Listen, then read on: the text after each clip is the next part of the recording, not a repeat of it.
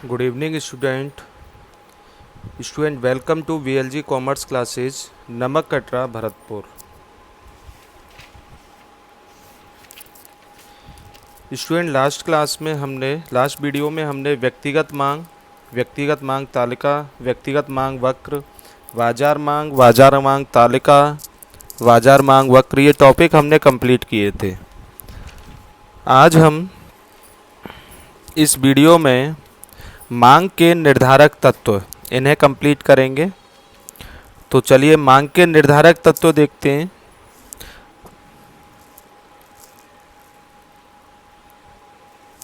देखिए, सबसे पहले मैं आपको बताऊं कि मांग के निर्धारक तत्व का मतलब क्या होता है। कोई भी वस्तु है, उसकी मांग कम होना या ज़्यादा होना, कोई भी वस्तु है उसकी मांग कम होना या ज़्यादा होना, वो किसी ना किसी बिंदु पर, किसी ना किसी बात पर निर्भर ज़रूर करेगी। तो वो कौन कौन सी बातें हैं जिनसे वस्तु की मांग या तो कम होगी या वस्तु की मांग ज़्यादा होगी, वो जो पॉइंट होंगे वो मांग के निर्धारक तत्व कहलाएंगे। ठीक है बच्चों, तो चलिए हम बात करें कि कौन कौन से मांग के निर्धारक तत्व हैं। तो सबसे पहला है वस्तु की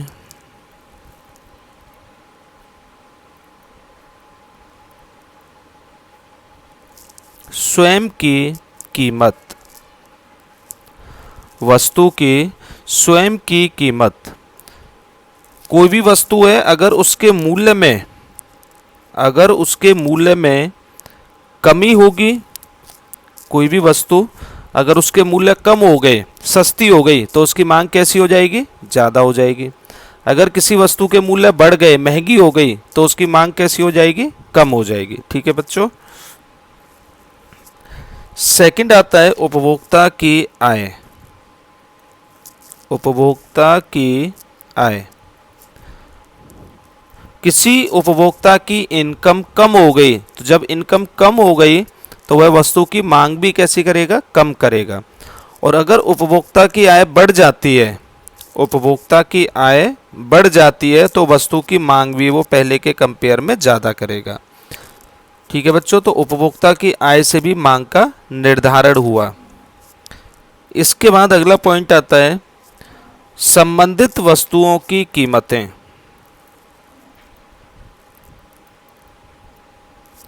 संबंधित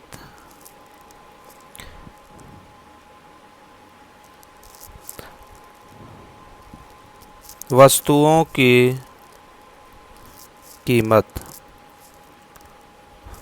कुछ वस्तु ऐसी होती हैं जो एक दूसरे से संबंधित होती हैं। कुछ स्थानापन्न वस्तुएं होती हैं, कुछ पूरक वस्तुएं होती हैं। स्थानापन्न वस्तुओं का मतलब होता है एक के स्थान पर दूसरी वस्तु का आसानी से प्रयोग हो जाना, जैसे कि चाय, कॉफ़ी। चाय के स्थान पर कॉफ़ी, कॉफ़ी के स्थान पर चाय, ये स्थानापन्न वस्तु हो गई। पूरक वस्तु वो होती हैं एक वस्तु के साथ साथ दूसरी वस्तु का होना जरूरी होता है, जैसे कि कार और पेट्रोल। अब एक वस्तु के साथ साथ दूसरी वस्तु का होना जरूरी है। अब पेट्रोल नहीं है, कार ही कार है। पेट्रोल नहीं है, कार ही कार है, तो क्या बिना पेट्रोल के कार चल जाएगी? नहीं चलेगी। ठीक है, तो स्थानापन्न वस्तु, पूरक वस्तु, इनमें एक वस्तु दूसरी से संबंधित होती है। ठीक है बच्चों। अब ऐसा भी नहीं है कि जैसे कार नहीं है, पेट्रोल ही पेट्रोल है, उसमें बैठ के चल दिए, प्रॉब्लम आ जाएगी।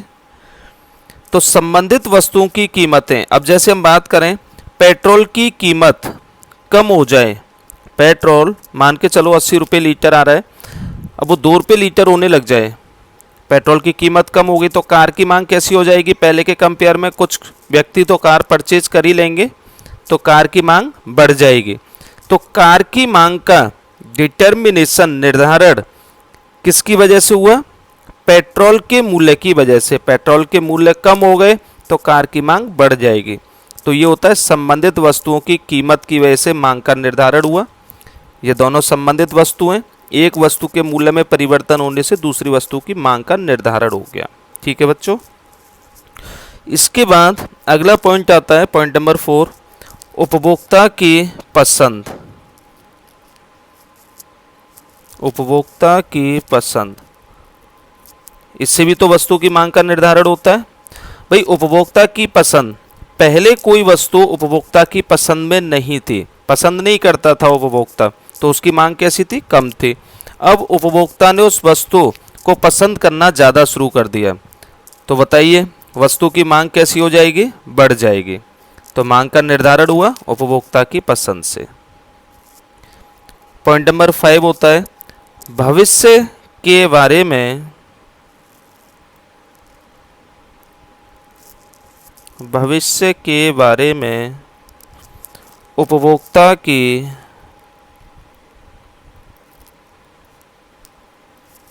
कीमत प्रत्याशाएं। कीमत प्रत्याशाएं। ठीक है बच्चों। इसका मतलब ये हुआ कि भविष्य के बारे में उपभोक्ता की कीमत प्रत्याशाएं, भविष्य में अगर किसी वस्तु की कीमतें बढ़ने वाली हैं तो वर्तमान में हम उस वस्तु की मांग कैसी करेंगे? भाई जब भविष्य में कीमत बढ़ेंगी यानी कि भविष्य में वो महंगी होंगी, तो वर्तमान में हम उस वस्तु की मांग बढ़ा देंगे। और भविष्य में अगर वो वस्तु सस्ती होने वाली होगी तो हम अभी उसकी मांग कम करेंगे, भविष्य में जब सस्ती होगी तब उसकी मांग बढ़ा देंगे। तो जैसे कि पेट्रोल की बात करें, गवर्नमेंट ने कह दिया कि भाई रात को 12 बजे के बाद में पेट्रोल की कीमतें बढ़ जाएंगी, पेट्रोल की कीमतें बढ़ जाएंगी, तो हम प्रेजेंट में क्या करेंगे? उसकी मांग बढ़ा देंगे। और भविष्य में अगर उसकी कीमत कम होने वाली होगी तो जहाँ आज हम 5 लीटर पेट्रोल डलवाने वाले होंगे वहाँ आज कम से कम चलाएंगे, ताकि कल जब पेट्रोल सस्ता हो जाएगा तब ज़्यादा मांग कर लेंगे। तो भविष्य के बारे में उपभोक्ता की कीमत प्रत्याशा है कि भविष्य में वस्तु की कीमतें क्या होने वाली हैं, उससे भी मांग का निर्धारण होता है। ठीक है बच्चों। तो ये हमारे 5 पॉइंट थे मांग के निर्धारक तत्व में। क्लियर है सभी का? अच्छा चलिए, इसके बाद अब हम पढ़ते हैं अगला टॉपिक, मांग का नियम। बहुत ही अच्छा टॉपिक है, मांग का नियम। देखिए बच्चों, ये समझना बहुत ही ज़्यादा ज़रूरी है। देखिए मांग का नियम हम स्टार्ट करेंगे, अन्य बातें स्थिर रहने पर, कुछ मान्यताएं होती हैं, ये अन्य बातें स्थिर रहने पर ये मान्यताएं होती हैं।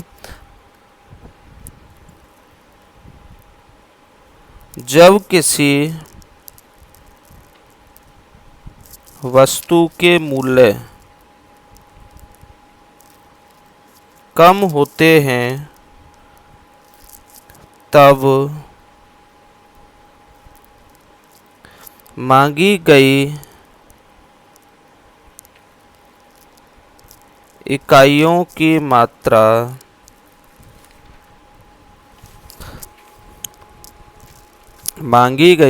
इकाइयों की मात्रा बढ़ जाती है तथा जब वस्तु के मूल्य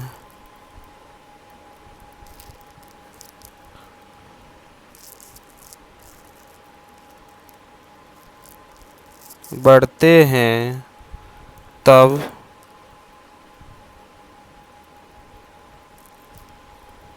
मांगी गई इकाइयों की मात्रा कैसी हो जाएगी? कम होती है। यह मांग का नियम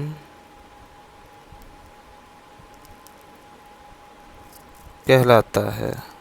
ठीक है बच्चों। देखिए हमने इसमें क्या लिखा है,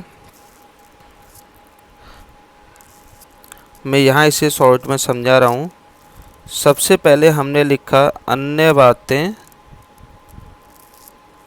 स्थिर रहने पर।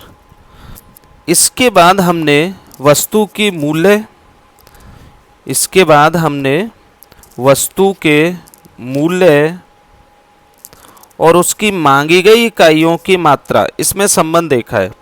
वस्तु के मूल्य बढ़े तो मांगी गई इकाइयों की मात्रा कम हुई। जैसे कि हम बात करें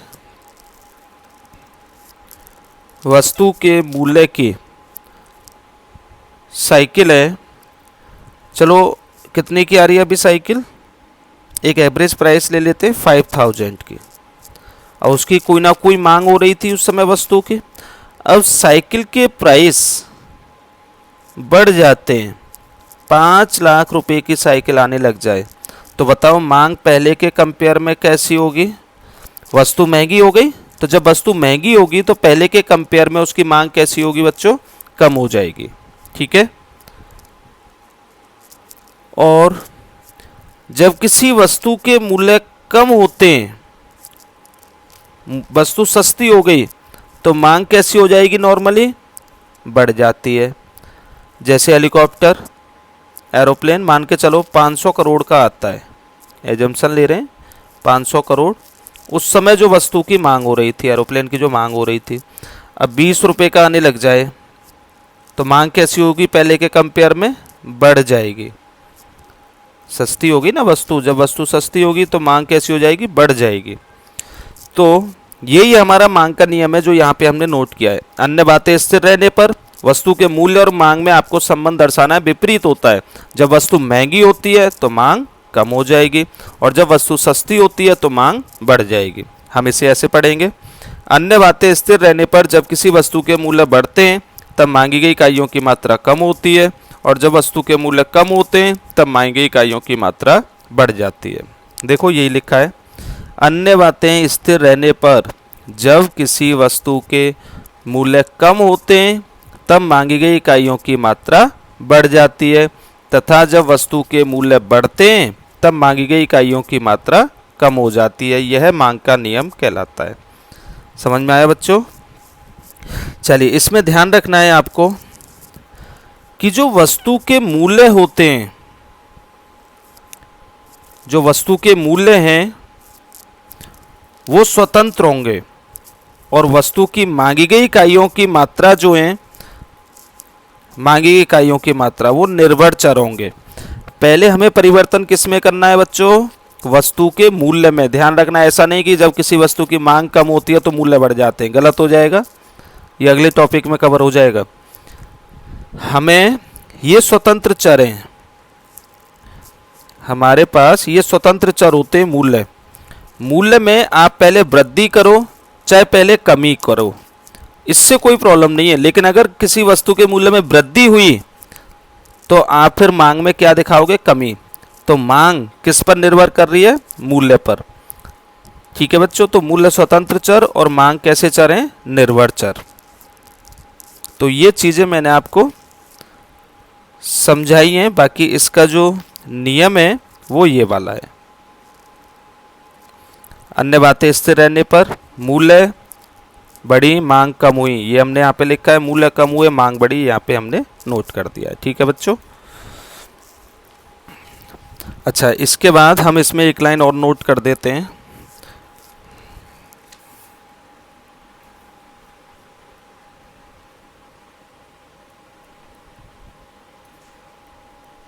वस्तु के मूल्य कैसे चर होते हैं? स्वतंत्र चर होते हैं, तथा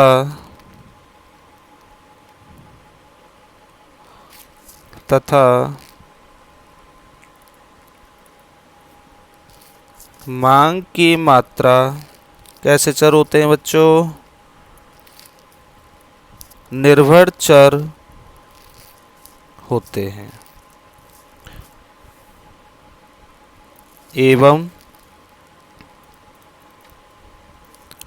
वस्तु के मूल्य तथा मांगी गई इकाइयों की मात्रा के मध्य विपरीत संबंध होता है। विपरीत ही तो होता है, जब वस्तु के मूल्य बढ़ते हैं तो मांगी गई इकाइयों की मात्रा कम होती है, विपरीत संबंध हुआ। ठीक है बच्चों, चलिए इसके बाद एक एग्जाम्पल ले लेते हैं, उदाहरण ले लेते हैं, फिर उस एग्जाम्पल का हम डायग्राम देखेंगे, रेखा चित्र बनाएंगे।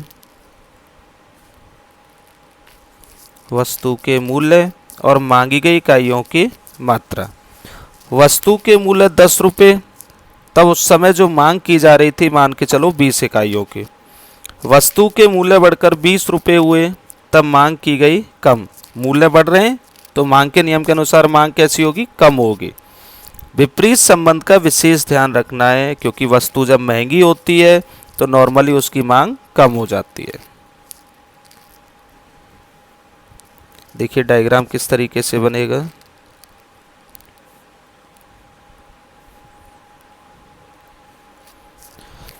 ये ओ एक्स एक्सिस हो गया, ये ओ वाई एक्सिस हो गया।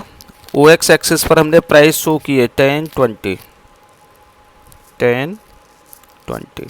ओ वाई एक्सिस पर ओ एक्स एक्सिस पर क्वांटिटी 10, 20। Price 10, quantity 20। प्राइस 10 और क्वांटिटी 20। ठीक है बच्चों, लगभग यहाँ पे आएगी ये वाली लाइन। ये वाला कॉम्बिनेशन ऐसा है,